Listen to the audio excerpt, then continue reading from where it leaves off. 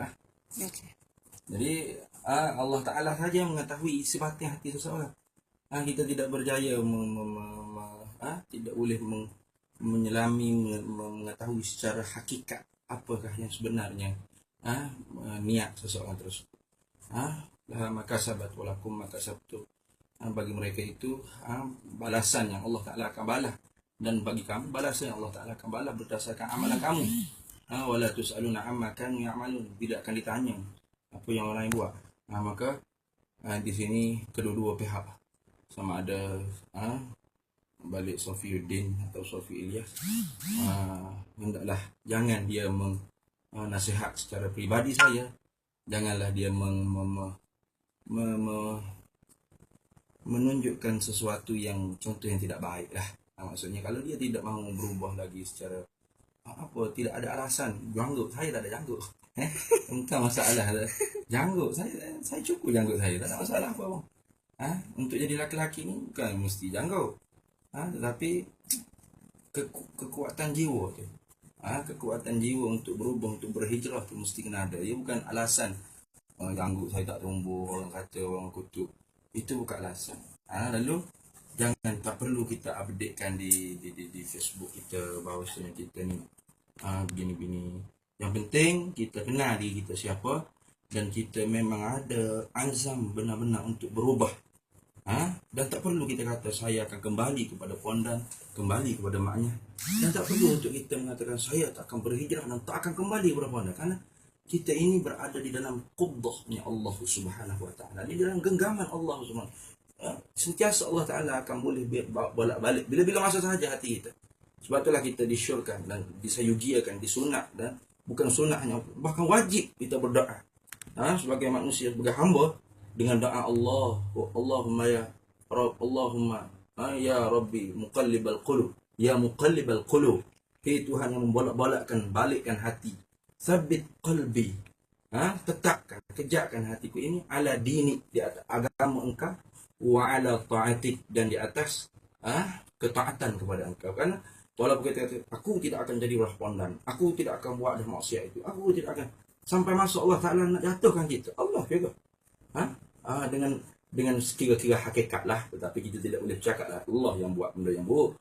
Tetapi maksudnya sekira-kira hakikat baik dan buruk itu adalah perbuatan Allah. Walaupun memang daripada nafsu kita, daripada godaan syaitan. Sebab itulah kita diajar supaya sentiasa bertauhidkan kepada Allah, berada dalam la haula wala quwata illa billah. Kalau kita melakukan maksiat, melakukan perkara yang baik, ibadat ataupun yang maksiat, sentiasa kita la haula wala quwata illa billah, alhamdulillah. Ini semua adalah segala kepujian bagi Allah. Bukan hebat aku boleh bertaubat, boleh berhijrah, masukkan TV hijrah ke sana kemari, kita mengatakan kita akan bertaubat begini-begini. Itu satu perkara yang bukan tidak baik langsung, maksudnya kurang cantik lah, kurang cantik sikit. Mungkin yang terbaiknya ialah diam dulu sementara. Yang ni kita tidak menunjukkan kita ni kembali kepada maknyah, ke pondan, tak perlu. Kerana itu lebih teruk, man sanna sunnatan sayyi'atan, siapa yang mengerjakan sunnah yang jahat, itu akan menjadi contoh kepada orang. Sepatutnya anda telah pun menjadi seorang contoh kepada sunnatan hasanatan, contoh yang baik pada pondan-pondan yang lain.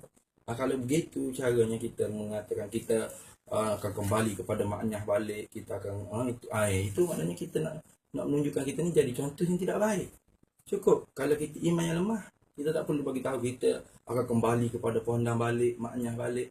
Mungkin akan adalah kita akan pakai baju gitu ke, jangan-jangan sini. Kerana maklum lah, macam Sofiuddin tahulah, Sofiuddin dah lama dah duduk dalam pakai yang wanita, make-up yang perempuan punya. Jadi jaga-jaga sekali itu maksudnya nafsu yang lemah masa ketika itu. Tapi tak perlu kita nak mewar-warkan maksiat kita. Bahkan Nabi SAW sabda dalam satu hadis yang sangat panjang, yang ini kita semua Bani Adam sentiasa berada dalam keampunan Allah, illa musyahin, melainkan orang yang musyahin. Apa itu musyahin? Yakni dia berbuat maksiat dan dia berbangga-bangga dengan maksiat yang dia buat.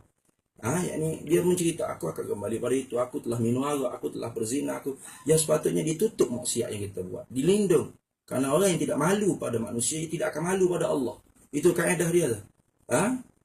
Siapa yang mafhum daripada hadis Nabi sallallahu alaihi wasallam, man lam yastahi nas lam yastahillah. Siapa yang tidak malu pada manusia, maka tidak akan malu pada Allah. So, kita kena malu pada manusia dahulu. Biarlah orang kata syirik ni manusia dulu, itu orang-orang yang belagak macam yang hakikat. Kita malu dengan manusia dulu. Malu aku kalau orang tahu aku buat manusia ini. Dia akan malu dengan Allah.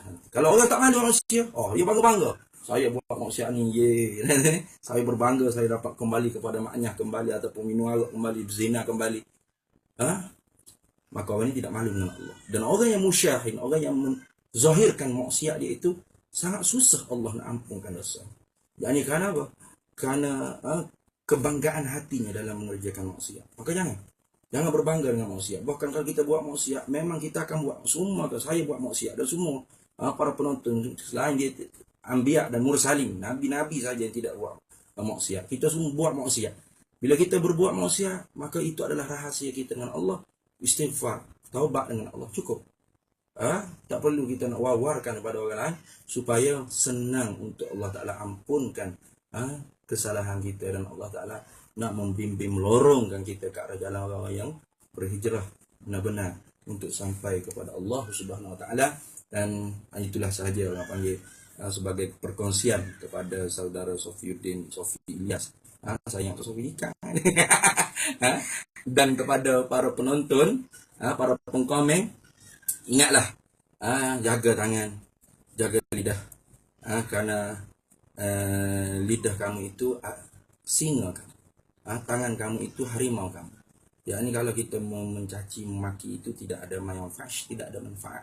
Bahkan yang sepatutnya kita mendoakan kepada beliau, mudah-mudahan Allah Ta'ala bagikan kita dan kita semua, termasuk saya dan kita semua, kesudahan yang baik, dan sama-sama kita bertemu di dalam syurga di akhirat kelak. InsyaAllah. Wabillahi taufiq wal hidayah.